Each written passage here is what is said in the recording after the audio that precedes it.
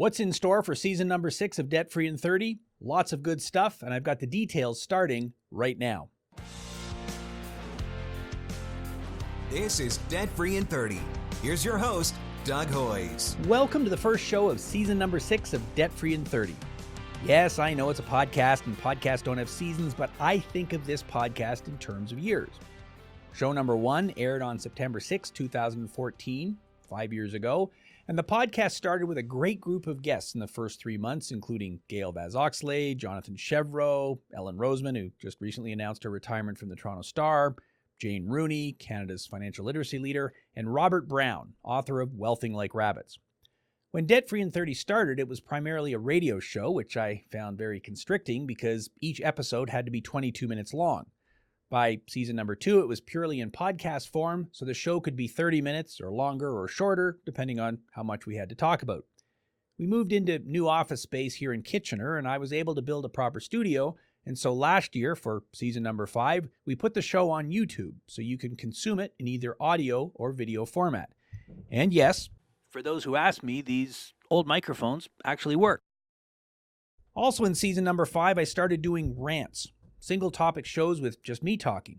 The most downloaded show of the past 12 months was a rant, show number 227, where I talked about why systems are better than goals, and that was the show I replayed just last week. What's in store for this year? Well, lots more guests and rants and who knows what else. We're getting September started with a bang. Next week, Ted Michaelis and I will talk about student loans. Student loans are a leading cause of insolvency. You have to decide when you're a teenager what you want to do for the rest of your life, and many students end up taking on a big student loan that they can't pay back. Some American politicians are saying that student loans should be forgiven. Is that a good idea?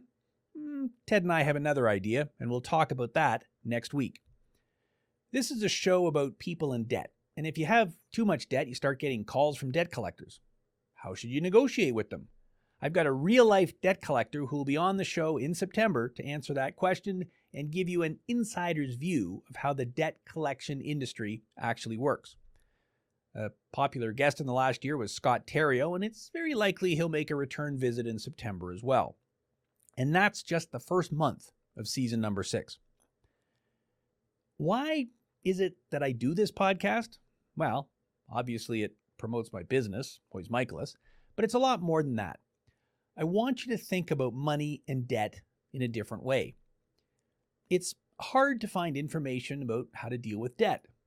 The information is very one-sided. The banks do a good job encouraging you to borrow. You're richer than you think, so take out a second mortgage on your home and go on a vacation. I don't know if that's great advice. Mortgage lenders want you to get a mortgage.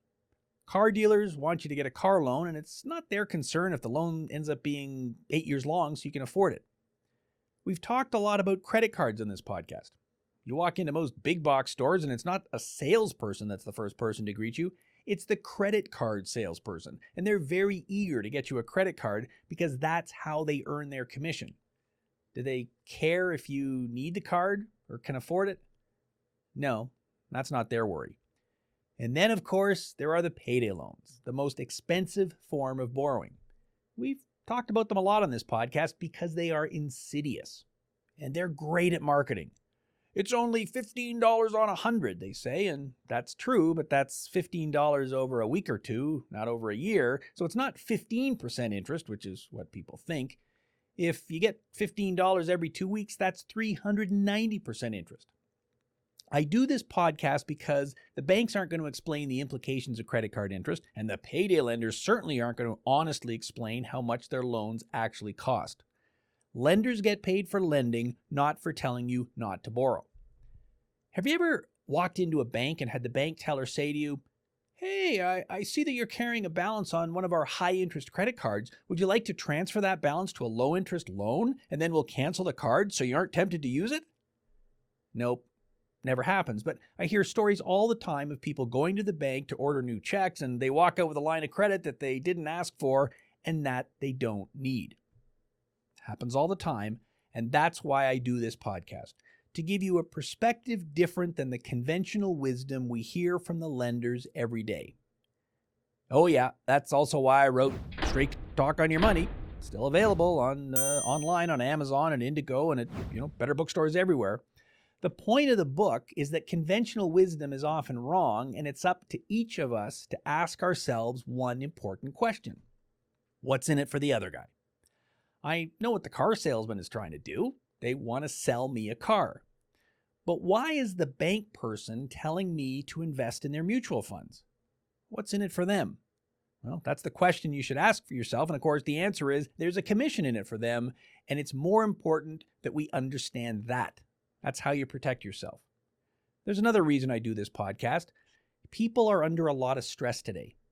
I see it every day. My average client earns around $2,500 a month, and if you live in the big city, paying big city rents and other expenses, there is no money left over at the end of the month. It's very difficult to save money, and if you start your working life with a student loan, you're already in the hole, and for many people, it's impossible to catch up. People don't know what to do. They try to find a better paying job, but that's not always possible. I meet with people every week who spend 3 or 4 hours a day commuting to and from work, so they can get to a decent paying job but still live in a place they can afford. They're trying to keep up with their student loans and often help their family and meet their other expenses. Then they're off work for a week and rent is due, so they don't know what to do, so they get a payday loan, and then it gets real bad. They can't pay that payday loan, so they get another one and another one. They feel trapped. They don't know what to do.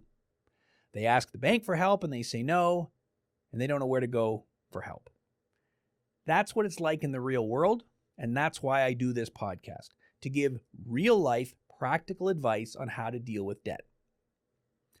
I'm looking forward to the next year of new shows. I hope you are too.